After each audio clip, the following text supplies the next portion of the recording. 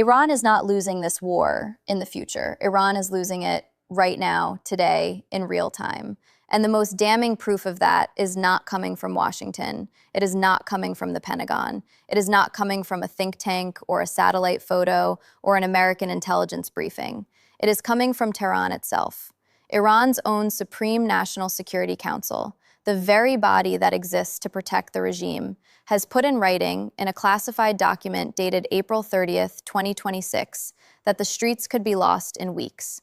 That social unrest is not a possibility. It is inevitable.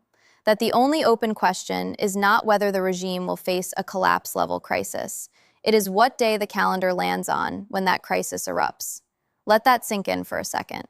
The people whose entire job is to keep this government alive are writing internal documents that read less like a defense strategy and more like a countdown clock. And here's the thing they do not want you to understand. The blockade the United States is running right now is not a bluff. It is not a negotiating posture.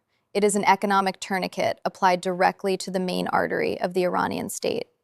And it is working faster than almost anyone predicted. Stay with me. Before this is over, you are going to understand exactly how this mechanism operates, why Iran has no exit route left, and which of the three endgame scenarios is already in motion. Because one of them is, and it is not the one Tehran is publicly pretending it can survive. Let us start with one image, because sometimes a single image tells you more than an hour of analysis ever could. The president of one of the most oil-rich nations on Earth, a country sitting on some of the largest proven petroleum reserves in the world. That president went on state television and asked his own citizens to turn off their lights. Not 10 lights, 2. He asked them to run on 2 lights instead of 10. Read that again. The leader of a major oil-producing country is rationing electricity to his own people while sitting on top of an ocean of crude oil he cannot sell.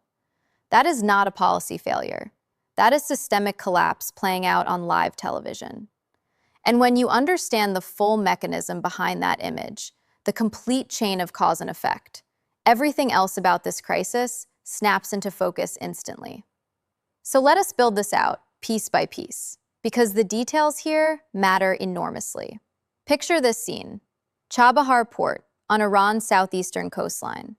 Under normal operating conditions, this terminal handles 5 vessels per day, 5 ships. That is the baseline. That is what a functioning Iranian energy economy looks like. Today, at this exact moment, there are more than 20 tankers sitting motionless at anchor in that port. 20 ships, loaded with crude oil, going absolutely nowhere. At the same time, out in the Gulf of Oman, U.S. Marines from the 3rd Expeditionary Corps are rappelling from helicopters onto a ship called the MBTA Star 3. The ship is boarded. It is fully inspected. It is eventually released.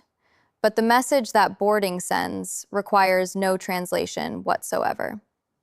No vessel approaches Iranian waters without the explicit permission of the United States Navy. That is the operational reality on the water right now. And here is the financial consequence of that reality, broken down with precision.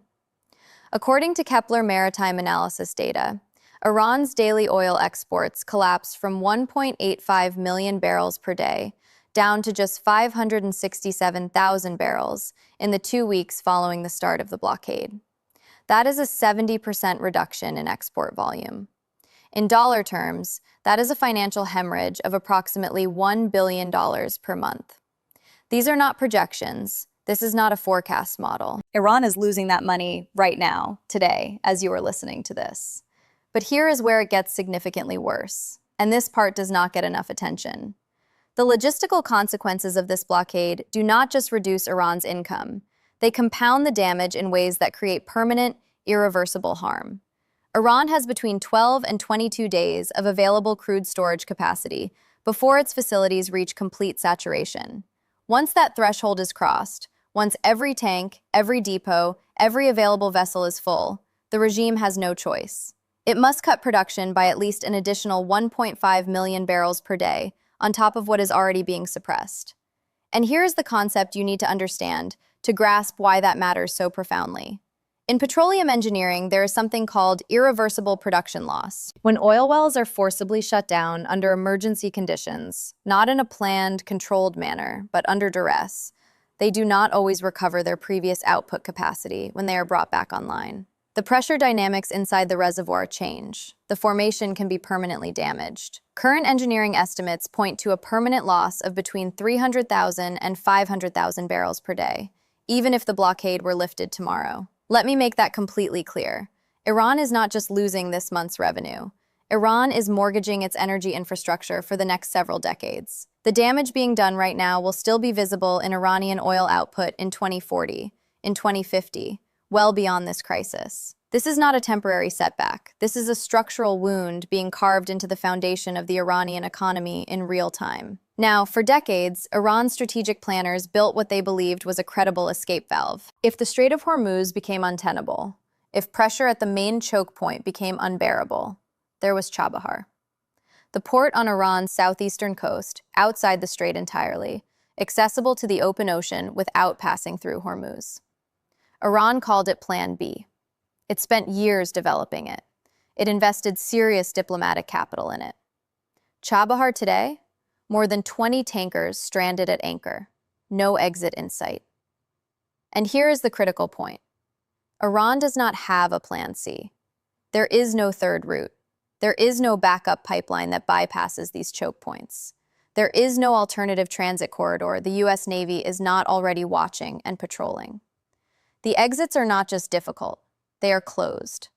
And that physical closure is what transforms this blockade from a pressure campaign into something of a fundamentally different strategic category. Sanctions, even severe ones, leave gaps. Tankers can turn off their transponders, ships can change flags, operators can run shadow transfers in open water. None of that is easy, but it is possible. Against a physical naval blockade, none of those tactics function. When a U.S. Marine helicopter is lowering boots onto your deck, the conversation about workarounds is over. Insurance companies understand this. They have canceled all Hormuz route policies. Tanker operators have pulled Iranian routes from their schedules entirely. Asian buyers have exited the Iranian supply market completely, because a naval boarding is no longer a hypothetical in a legal briefing. It is a standard operational procedure happening in the Gulf of Oman right now. The world has not seen a physical blockade of this scale and this sophistication in more than 50 years. The Cuban Missile Crisis naval blockade was brief and ultimately symbolic. The partial blockades of Yugoslavia in the 90s had limited reach. Maritime pressure on North Korea was always constrained. What is happening off Iran's coastline in 2026 is in a completely different category. It is a total siege, combining naval presence, permanent satellite surveillance through Sentinel-2 systems, continuous aerial patrols, and full operational coordination with the Gulf's major regional allies. Now, here is what elevates this blockade from serious economic pressure into a genuine strategic earthquake. It is not just what the United States is doing. It is what the United States is doing simultaneously with a chain of regional decisions that are accelerating the damage at the exact same time. And the most consequential regional move came not from a military operation. It came from a business decision made in Abu Dhabi. The United Arab Emirates has announced its exit from OPEC. On the surface, that sounds like an internal energy governance story, a bureaucratic shuffle among oil producers. But in the specific context of this crisis, that decision carries enormous consequences that go directly to the heart of Iran's strategic position. Here is why. The UAE operates the Chabahar and Fujairah pipeline, a 380-kilometer oil transit line that carries crude directly from the Abu Dhabi fields to the port of Fujairah on the Gulf of Oman. The critical feature of that pipeline is what it avoids entirely. It does not pass through the Strait of Hormuz at any point. It bypasses Hormuz completely. Since the escalation began, exports moving through Fujairah have surged by 57%, reaching nearly 1.9 million barrels per day. And by leaving OPEC, the UAE has freed itself from every production quota that previously constrained how much it could pump and sell. It can now inject up to an additional 1 million barrels per day into global markets, without restriction, without asking permission from anyone. Think about what that does to Iran's central strategic argument. For 40 years, Tehran built its leverage on one premise, one sentence that was supposed to give it ultimate deterrence. That premise was this: pressure us and we close Hormuz, and the world stops. The world is not stopping. The UAE is operating an alternative artery large enough to compensate for a significant share of Iranian export volume. And the message that sends, geopolitically, is impossible to misread. Iran's energy blackmail, its fundamental source of regional leverage, has been neutralized. Not weakened, neutralized. The financial consequences for Iran are twofold, and they hit simultaneously. First, export volume is collapsing because of the blockade. Second, the surge of supply coming through Fujairah is driving global oil prices downward. That second consequence matters enormously. Until now, OPEC production quotas kept global prices high enough that Iranian crude sold through informal networks still generated meaningful revenue, even under sanctions. Lower global prices erase that margin entirely. Iran is taking a loss on export volume and a loss on price per barrel at the exact same moment. It is a defeat on both fronts simultaneously. And then India confirmed just how completely the regional calculus has shifted. New Delhi had spent years developing Chabahar port as a cornerstone of its strategic infrastructure. India saw that port as its gateway into the north-south international transport corridor, the Russia and China-backed alternative to Western trade routes that would give India independent access to Central Asian markets without depending on Pakistan. Years of investment, years of diplomatic groundwork. India just froze its entire investment in that project and simultaneously signed a new shipping contract with the Fujairah Port Authority instead. One of Iran's primary strategic partners in Asia, not a peripheral relationship, but India, has literally walked out the door. Because doing business with Tehran has become a calculated risk that no serious government is willing to absorb right now. This is not just one contract canceled. It is an accelerated erosion of Iranian geopolitical weight happening at a speed that has no real precedent in recent decades. The network of relationships Iran spent years constructing as a buffer against Western pressure is decoupling in real time. And this is where we come back to the document that changes the entire frame of this crisis. Because everything we have just walked through, the blockade mechanics, the storage saturation, the irreversible production losses, the UAE pipeline, India's exit, all of that is external data.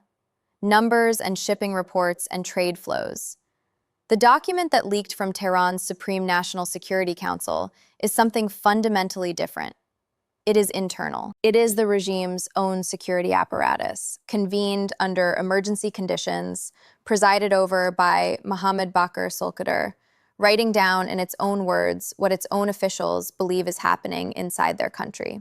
The council reached 3 formal conclusions. First conclusion: popular protests could resume within days, driven by economic pressure. Not weeks, days. Second conclusion: the regime can withstand the blockade for a maximum of 6 to 8 weeks. That is the outer limit. That is the optimistic scenario from the people whose job is to be optimistic about regime survival. Third conclusion: by the end of spring, nearly 2 million jobs in the private sector could be lost. And then the summary sentence, the single line that security officials use to encapsulate everything. Social unrest is inevitable.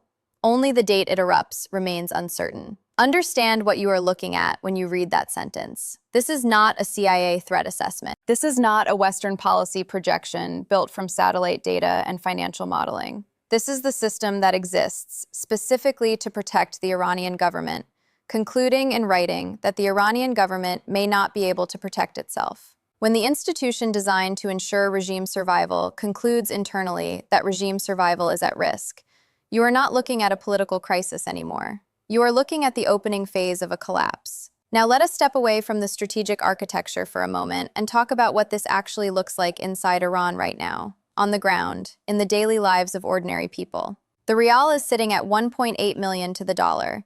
Annual inflation is running above 40%. Lines are growing at bakeries, at meat counters, at pharmacies.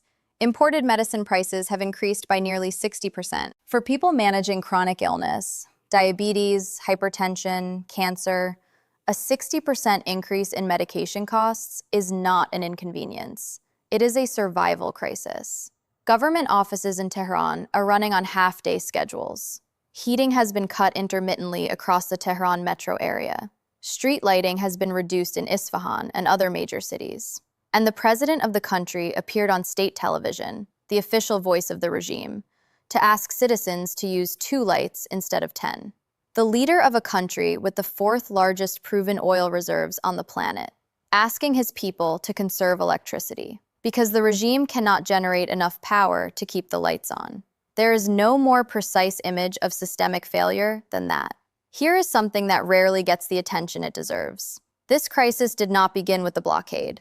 The blockade accelerated it. The blockade brought it to a head. But the roots of this collapse run 4 decades deep, into a political choice the regime made consistently and deliberately across its entire existence. For 40 years, an enormous share of Iran's oil revenues were directed not toward the Iranian population, not toward building infrastructure, not toward developing an economy that reflected the nation's real potential, but toward financing a regional proxy network. Hezbollah in Lebanon, the Houthis in Yemen, Shia militias in Iraq, armed groups in Syria. The construction of that entire architecture of regional influence had a price tag, and that price tag was paid, year after year, decade after decade, by the Iranian citizen, in the form of deteriorating public services, in the form of infrastructure that was never built, in the form of an economy perpetually underperforming relative to the resources the country sits on. Now that the funding artery is being severed, the effects are hitting both ends of that system simultaneously. In Iran, people cannot afford bread. Electricity is rationed. Medicine is scarce. In Lebanon, Hezbollah cannot pay salaries. The payments have stopped. In Yemen, the Houthis are burning through their last drone reserves with no resupply arriving. In Iraq, militia groups are withdrawing from operational positions because the money has stopped moving. The regime is losing in weeks a network of influence it spent 40 years and hundreds of billions of dollars constructing. The entire regional architecture that was supposed to be Iran's strategic depth is hollowing out from the inside as the money dries up. U.S. Treasury Secretary Scott Bessent was explicit in a public statement that carries historic weight. Iran's oil pumping capacity, he said, is on the verge of collapse. And a real gasoline shortage inside the country, inside an oil-producing country, could emerge in the very near future. An oil-producing nation with its own citizens lining up for domestic fuel. That is one of the most severe paradoxes in modern geopolitical history. A scenario that was theorized in economic models for years, where the productive capacity of the energy sector collapses so severely that the country cannot even supply its own internal market. That scenario is no longer theoretical. Days after that Treasury statement, satellite imagery published by the Department of Defense confirmed what the abstract numbers were already telling us. Iran is using decommissioned vessels, old ships, ships in questionable navigational condition, ships that cannot safely put to sea, as floating crude storage, because there is nowhere else to put the oil. Hormuz is under blockade. Chabahar is sealed. Fujairah belongs to the UAE. The storage is filling. The exits are closed. Decommissioned ships repurposed as oil warehouses. That is where Iran's energy economy stands right now. When Tehran finally responded diplomatically, the offer it put on the table revealed exactly where the regime believes its own position sits. Iran offered to reopen Hormuz, to formally commit to not closing the strait, while deferring the nuclear issue to future negotiations. Separate the two. Take the shipping crisis off the table now. Talk about the nuclear program later. Washington rejected that offer. The Trump administration dismissed it almost without deliberation. That response reveals the true nature of the American calculation, and it is critical to understand it correctly. The objective of this operation is not a tactical pause. It is not a temporary easing of tensions that buys time for more talks. The objective is a verifiable, comprehensive strategic change on the nuclear program. The blockade is not the goal. The blockade is the mechanism to force the goal. Tehran offering to open Hormuz while keeping the nuclear program untouched is like offering to stop throwing punches while keeping the weapon in your hand. Washington is not interested in that offer. Washington wants the weapons surrendered. So what actually happens next? Because this does not sit still. Every week that passes, Iran's room to maneuver shrinks. The clock is running. And there are essentially three scenarios through which this resolves. The first scenario, the regime agrees to negotiate its nuclear program without preconditions. A deal is struck. The blockade is lifted in exchange for verifiable, comprehensive commitments on the nuclear file. Iran exits this crisis with a massive political defeat. The 40-year mythology of resistance, the foundational narrative of never having capitulated, takes an enormous hit. But the state survives. The government continues to function. The population gets relief. The complication is internal. The Revolutionary Guards, the military and ideological backbone of the regime's coercive power, may read a negotiated outcome as a fundamental betrayal. The deal that saves the state could fracture the state from within. An internally fractured Iran, with a powerful military institution that believes it was sold out by the political leadership, is not a stable resolution. It is a different kind of crisis beginning. The second scenario, the regime holds out. It refuses to negotiate on the nuclear program. Protests erupt as the economic situation deteriorates past the breaking point, which the regime's own Security Council says could happen within days once the trigger conditions are met. The regime responds with the kind of violent crackdown it has deployed before, in 2009, in 2019, in 2022. But repression in 2026 carries an international political cost that compounds an isolation already approaching totality.